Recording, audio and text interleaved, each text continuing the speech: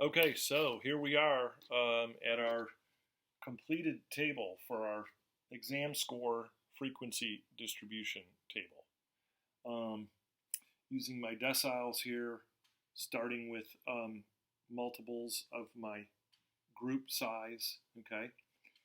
We put in our numbers, so one person got in the 40s, one person in the 50s, two in the 60s, six in the 70s, and so on and so forth.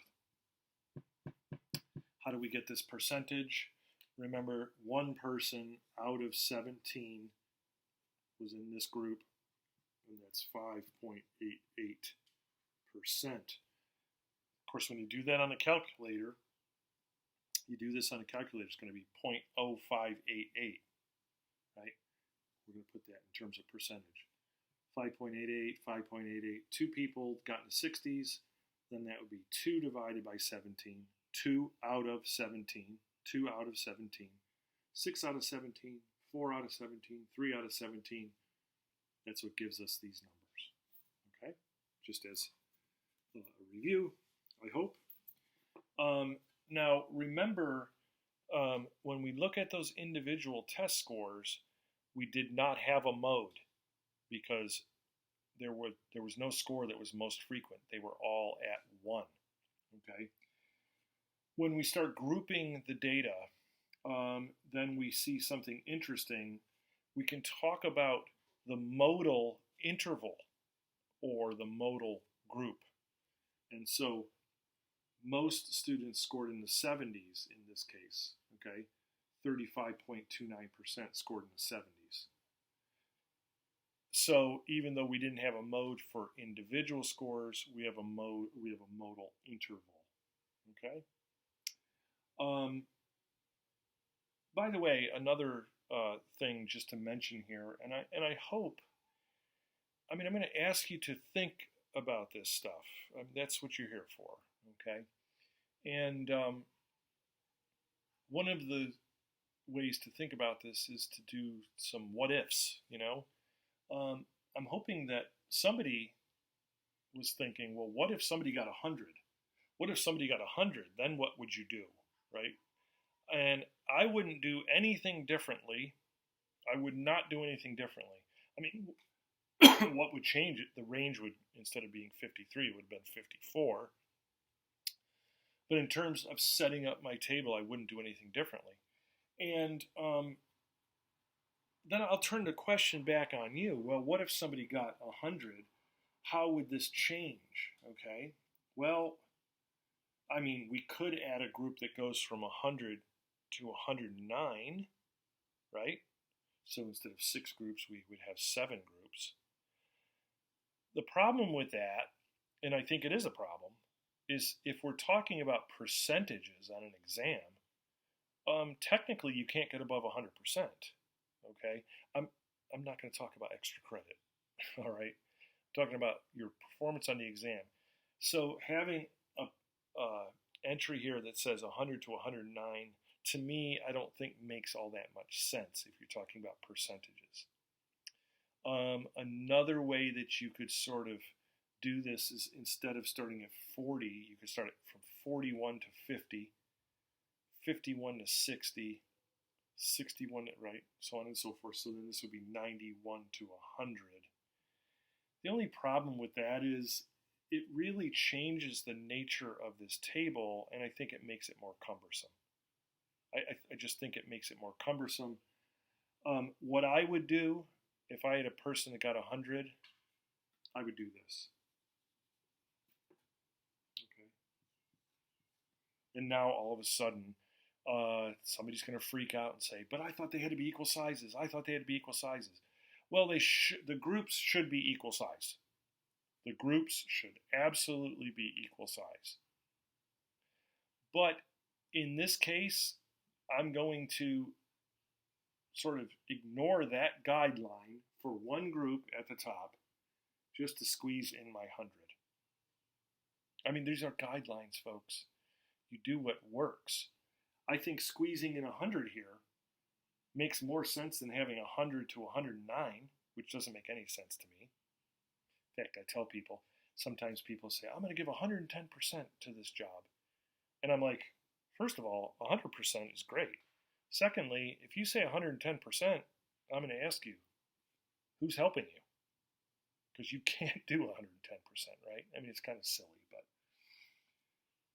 going from 100 to 109, I like far less than this.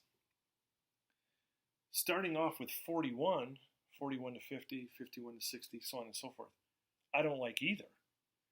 So if I had 100, me personally, if it was my class or my research project, I would just put it there. I'm not violating anything in here, and it just gets my 100. But we don't need to worry about it right now. I would advise you not to worry anyway. Problems are fun to solve, okay? And if you ever have any questions, even when you get out of this class, if you have stats questions, contact me. I have former students contact me all the time. Now, in my professional life, I get $200 an hour to do statistical consulting. I mean, people want good jobs, people want money. I'm telling you, if you know your statistics, that is a marketable skill. Sorry. It's marketable because so many people don't like it and avoid it. And so those people who know it are marketable. Anyway, former students, half price, $100 an hour. When you're a student, it's free. So take advantage of that. All right. Okay. We have our data. If this is all I was presenting to someone, we are compromising because I'm telling you that 6 people got in the 70s, but it doesn't tell you where they are in the 70s.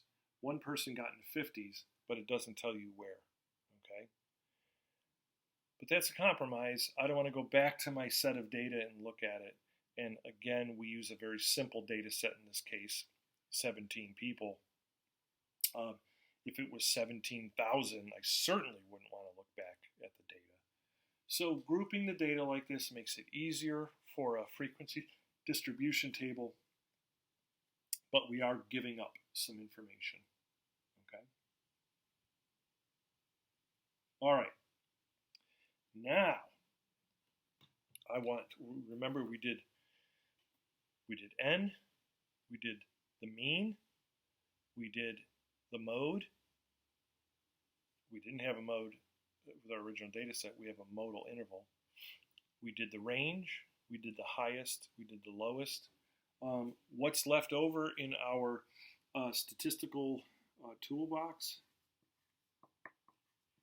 I would like to report the median for this data set, okay? And what's the median? The median is the 50th percentile, okay? Oh, before we get to that, I wanted to just review this. It should be review. Remember cumulative frequency? We're going to start here. We're going to work our way up. Start at the lowest number, work our way up, and accumulate those frequencies. So in the 40s, there's one person. When we move up to the 50s, our cumulative frequency is 2, because we have 2 people that are either in the 50s or the 40s. Okay? We go up here to this 2, we add these 2 people. So 4 people were in the 60s or below. 10 people were 70s or below. 14 people, 80s or below. Finally, we got everybody here. I'm going to use this column to generate this set, okay? 5.88% of the people in the 40s. 11.76% of the people, 50s or lower.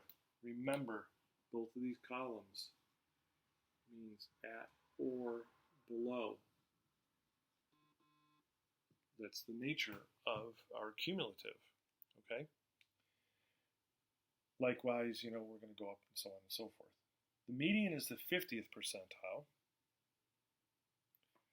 So where in this distribution, at what point do we have 50% of the people at or below? Now let's be very careful here and very deliberate. I am not, that is, I am not saying who scored 50%. This is not a score on an exam. This refers to the number of people that is here and the percentage associated with that. So where in this distribution do 50% of the scores fall at or below? Okay? You might take a minute to think about that. This is not a percentage on an exam. This is the percentage of the people. The percentage of the people. Okay? The percentage of the frequency. And I'm assuming that you can anticipate that we're going to have to do interpolation. Again, it's a very powerful tool, okay? In fact, if I had 50% here, I would just look at it and, report the number, but I don't. I know that 50% is in between here. So let's set it up. We've done it before, and you can do it again. Here's our x. Here's our cumulative percentage. Okay, looking for 50. What do I have? I have 58.82.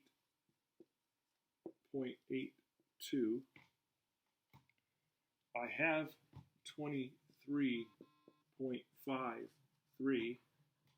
Okay, and so that's how we're going to start. And calculate for our median, for our 50th percentile. So I'm going to let you do that. I'll have you pause the video when I say now, not now. When I say now, when I say pause, not now. I'm going to have you pause the video. Let's see if you can't calculate the 50th percentile, okay?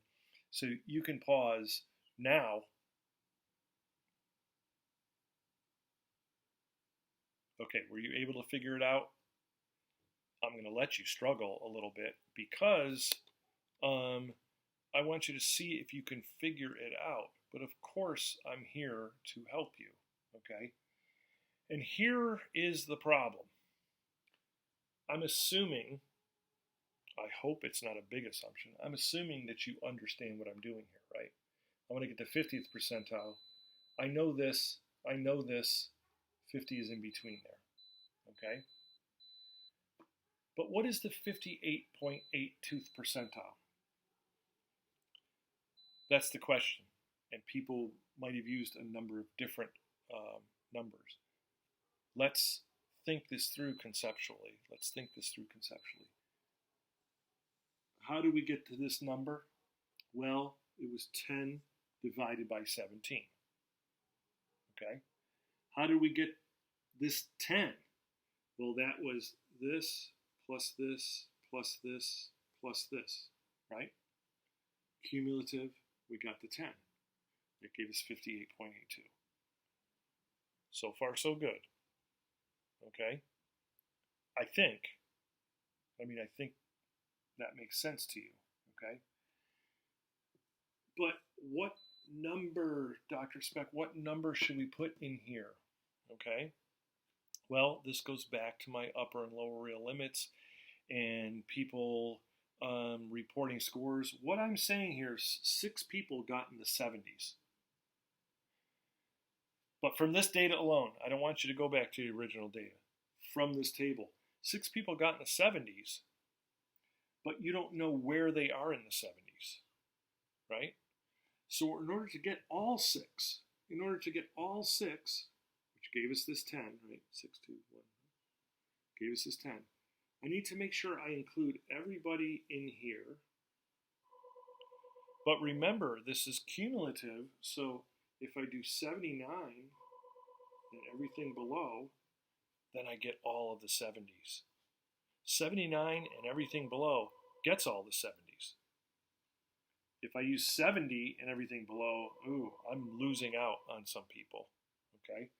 So I'm going to use 79, but believe it or not, this is a continuous variable, how much you know the information on the exam, right? That doesn't come in packets, that's continuous. And so I'm still going to use my upper real limit here. So for the 50th percentile, I needed all 10, which included 6 plus 2 plus 1 plus 1.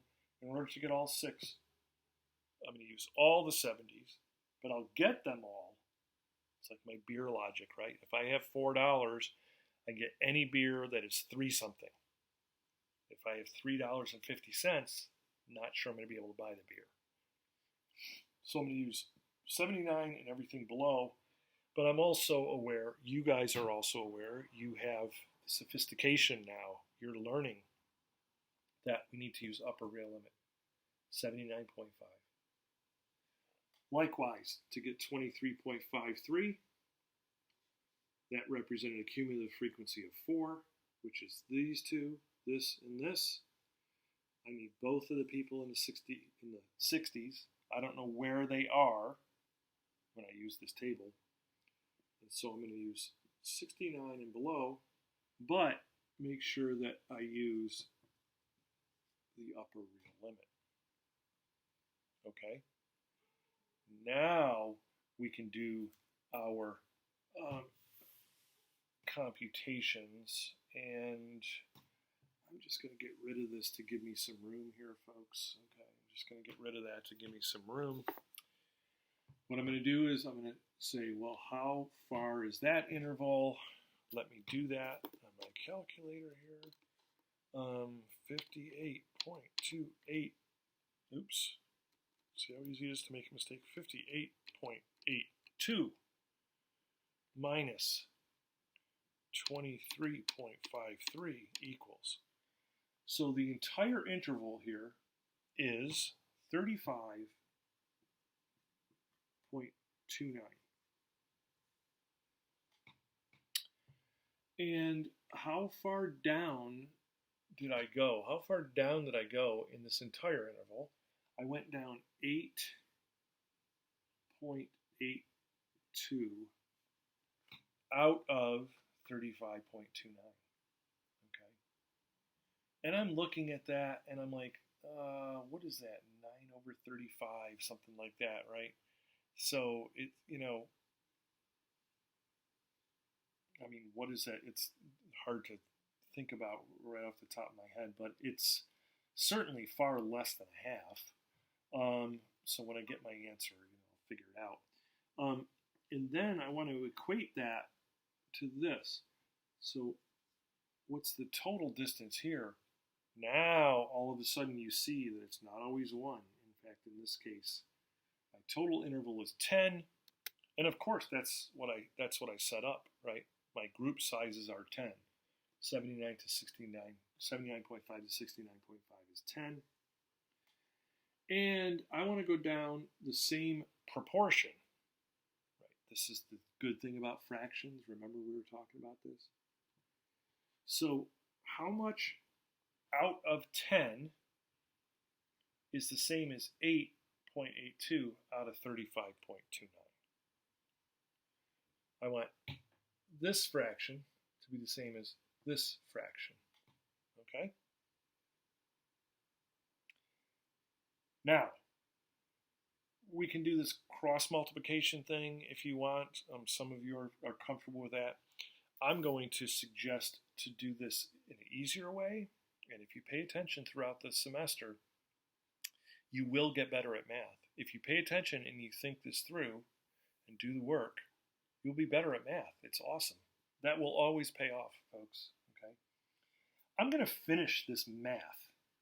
So this is 8.82 divided by 35.29. Let's just finish that.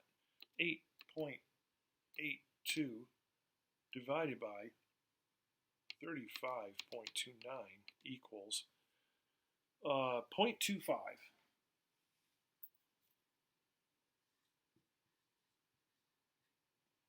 Now we don't have to do that cross multiplication stuff, okay? I want to isolate this, so I'm going to multiply both sides by 10, okay? I'm going to isolate this, multiply this by 10, multiply this by 10. This is algebra. If you need help, let me know. My question mark is equal to 2.50. Now, don't make the mistake of thinking that that's our 50th percentile. That's our question mark. That's what I need to subtract here.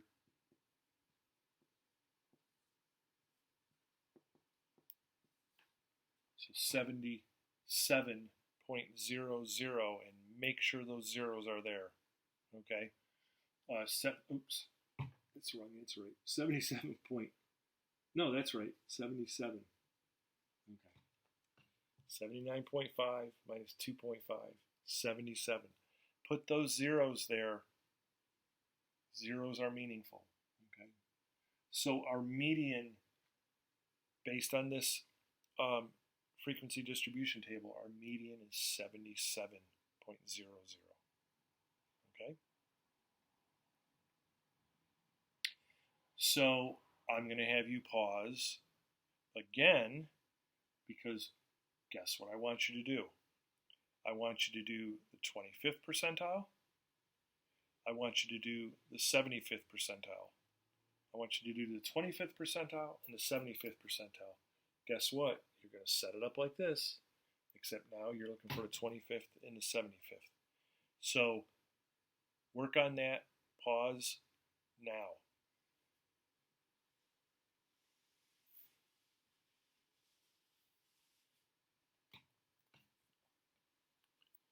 Okay, everybody got it? No, I don't know what the answer is. Let's get it, okay? Here's my x. Here's my cumulative percentage. I want the 25th percentile, 25, right? Boy, I wish I could read that right from the chart, but I can't. But I have 58.82. I have 23.53. Pay attention here, folks, too. This is all very spatial. 25 is way closer to 23 than it is to 58. When I get my numbers over here, my answer is going to be way closer to the bottom than to the top. It's really spatial. This is how it works. The math represents the physical distances, okay? So you can see here, 25 is closer here than it is here.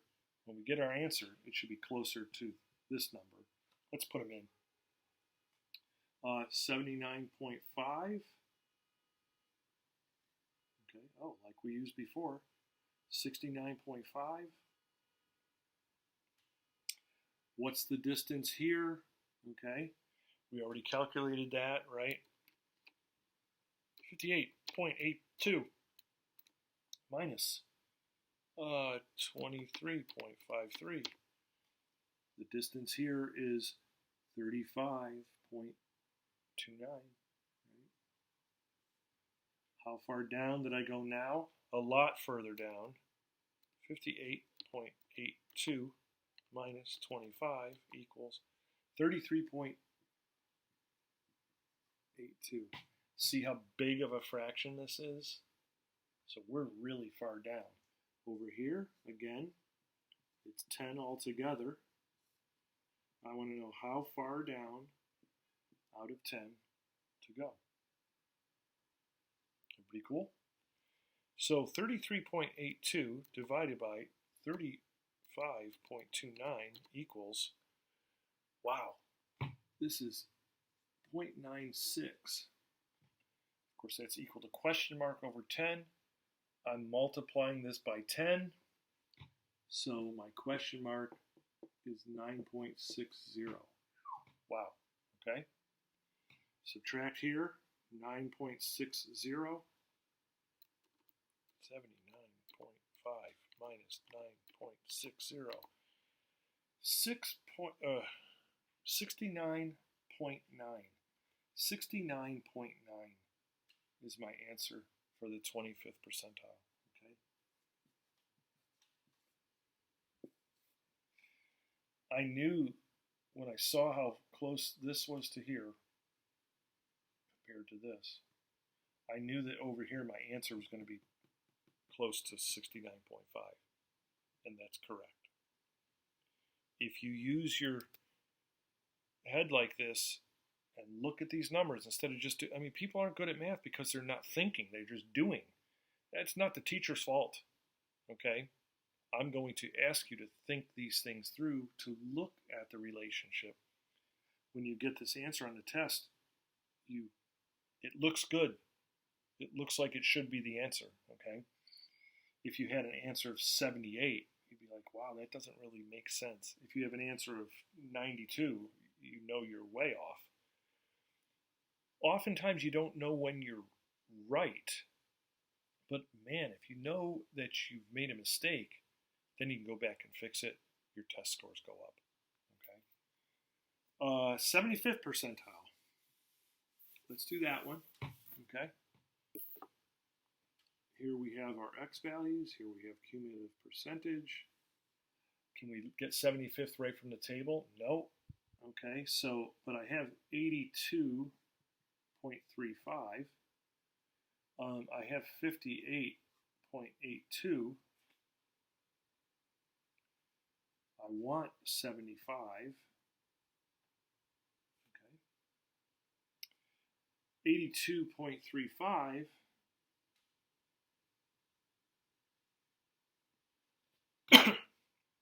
You know, when these numbers are flying all over the place, that's why you have to keep your wits about you, right? Percentile of 82.35 is associated with the 80s, but I want to use the upper real limit to make sure I get all of the 80s and below. There it is. Okay. 58.53, we've used this again. Same thing. It sets up the same way, right? The procedure is the same, the numbers change. That's why you have to know the procedure, because the numbers are going to change. And so let's do this. Here's the entire interval. That is 82.35 minus 58.82. So this total distance, 23.53. How far down do I go? I think that's 7.35, but let me just make sure.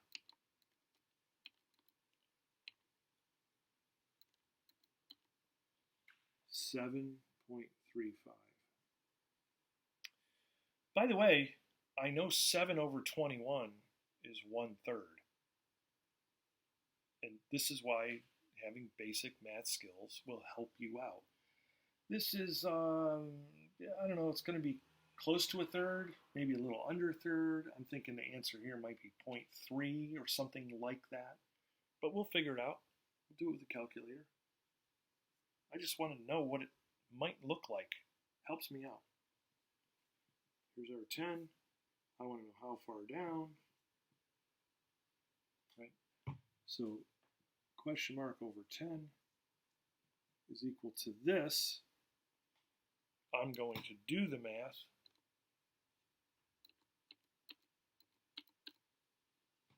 Oh, see, I was close, 0.31.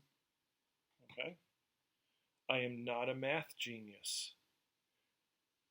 But over the years, I pay attention. I pay attention to my teachers, pay attention to books. I'm like, okay. And you don't need to know the exact answer. As people get frustrated, I don't know what the answer is. Neither do I. But I know 7 over 21 is 1/3. 1/3 would be 0.33333, right? 7 over 21. This looks like it was going to be a little less than 1/3. And that's a little less than 1/3. Okay, it will help you out. And so multiply each side by 10. My question mark is 3.10. Remember, I have to subtract now. 3.10.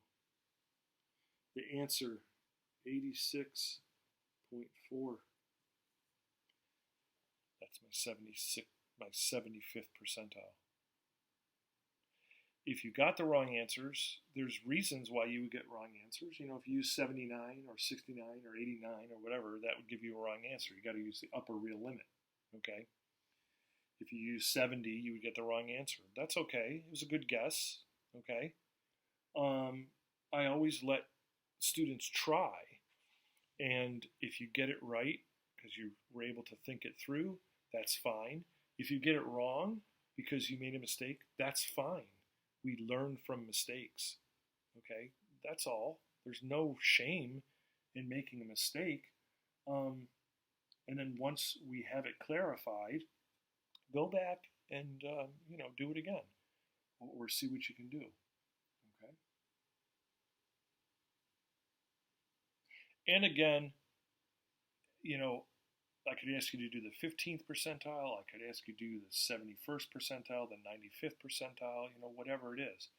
Remember, percentiles tell you. So, in this case, this is our 75th percentile. 75% of the people scored at 86.4 or below it. At or below. At or below. Okay, percentiles tells you a position in the distribution. It doesn't tell you score on an exam, right? 75th percentile is a position. Okay? So in the next video, what we're going to do is, we've done 2 examples. There's examples in the book. I'm hoping that you're understanding the concept. Okay. In the next video, what we're going to do is we're going to create graphs instead of tables. So in modern research, in journal articles, you're much more likely to see a graph than a table. They say a picture tells 1,000 words and all of that stuff. And we'll see how to create a graph from these data. So let me know if you have any questions, and I can answer those either through email or when we have our Zoom meeting. And we'll do graphs the next time.